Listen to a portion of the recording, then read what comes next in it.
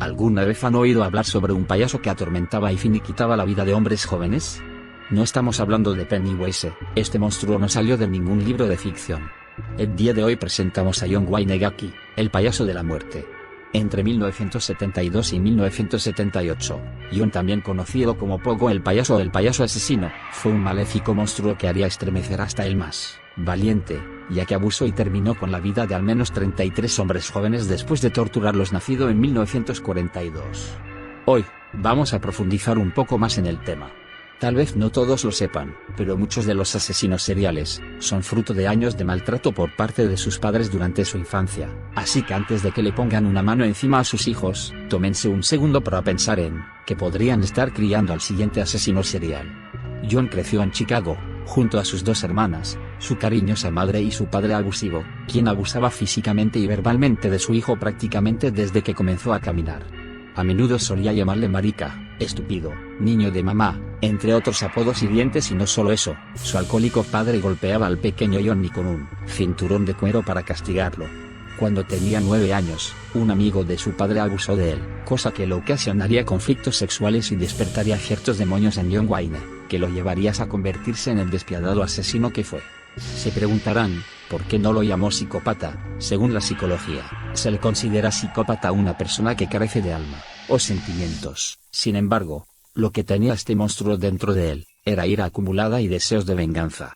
A los 20 años, cansado de los abusos de su padre, este decide irse de casa y se muda a Las Vegas, donde trabajó de ayudante en una funeraria, pero un par de años después, renunció para regresar a Chicago y graduarse del Colegio de Negocios. En 1964 contrajo nupcias, pero debido a sus problemas sexuales, no podía conseguir una erección, y cuando la obtuvo, engendró a su hija. Este mismo año tuvo su primera experiencia homosexual mientras era gerente en una cadena de KFC. Su primer matrimonio terminó luego de ser declarado culpable de abuso sexual a menores, crimen por el que fue sentenciado a 10 años en prisión, pero este salió después de 18 meses por buen comportamiento en 1970. John se mudó de vuelta a Illinois, pero jamás volvió a ver a su ex esposa y su hija, ni a su padre, quien falleció mientras John estaba en la cárcel por cirrosis hepática. En 1971, compró una casa en un sector anónimo de Norwood Park, donde comenzó un negocio de construcción. Luego de eso se casó con Carol Off, una mujer divorciada que conoció en la secundaria, que se mudó con él junto a sus 2 hijos.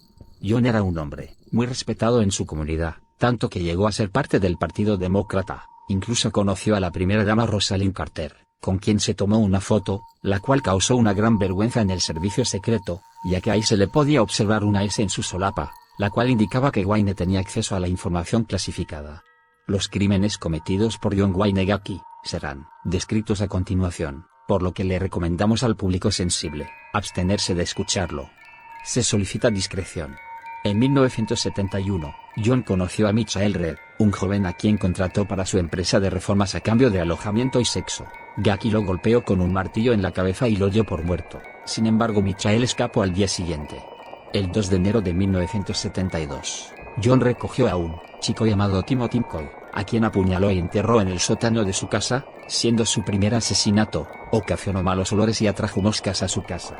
En 1975, la esposa de Gacy ya sospechaba que las continuas ausencias de John durante las noches eran para tener sexo con adolescentes en su sótano, pero no imaginaba los horribles crímenes que cometía en ese lugar. El 29 de junio de 1975, John Butkovich, de 16 años, fue violado y estrangulado en el sótano de la Gacy, después de una pausa delictiva de 3 años. En 1976, Carol Off se divorció de John. Esto le permitió tener más tiempo y espacio para sus actividades delictivas, iniciando una escalada donde cometía crímenes cada 3 o 4 semanas, haciéndose pasar por payaso para acercarse a sus jóvenes víctimas y después atraerlas a su casa, donde los torturaba de diferentes formas, los sodomizaba y por último los estrangulaba. En 1977, David Daniel, que por aquel entonces tenía 28 años, declaró que John Wayne Gacy le ofreció llevarlo a la estación de autobuses, pero Daniel rehusó. También dijo que Gacy era muy insistente, llevándole a pedir 7 veces e incluso ofreciéndole marihuana. De 2 víctimas que fueron reportadas como supervivientes, Daniel es el único vivo para relatar el procedimiento de John Wayne Gacy, el cual consistía en atarlos, torturarlos de diversas formas, sodomizarlos y por último estrangularlos.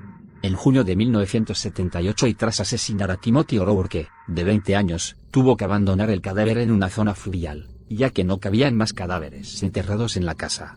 Ninguna sospecha recayó en Gacki, hasta el 12 de diciembre de 1978, cuando fue investigado después de la desaparición del adolescente de 15 años Robert Piest, a quien su compañera de trabajo le vio por última vez camino de una entrevista de trabajo con Gacki.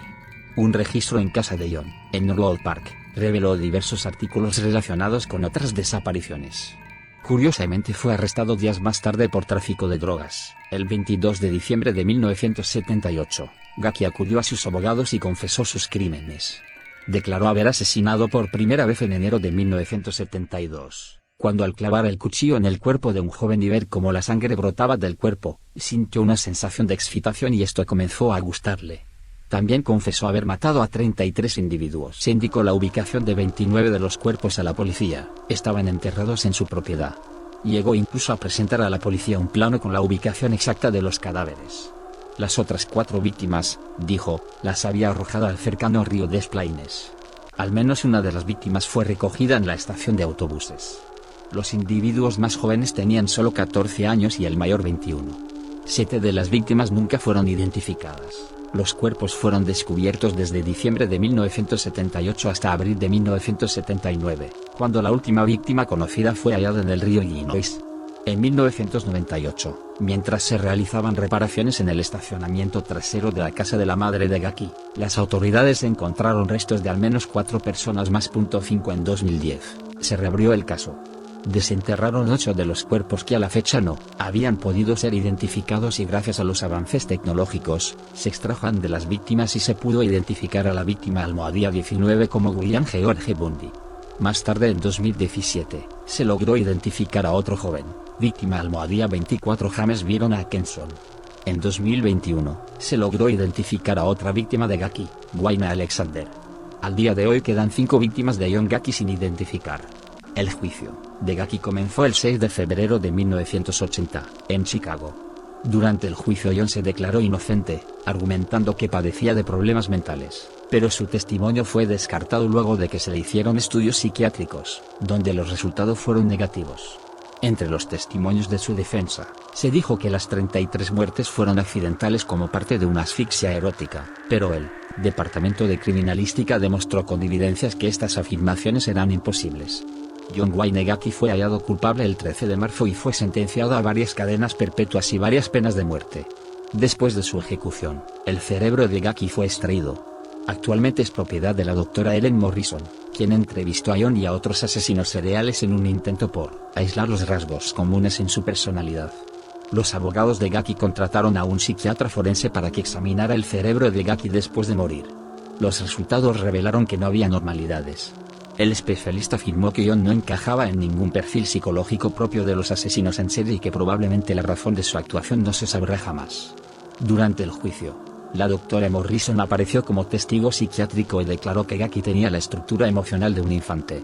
Fue ejecutado por inyección letal el 10 de mayo de 1994.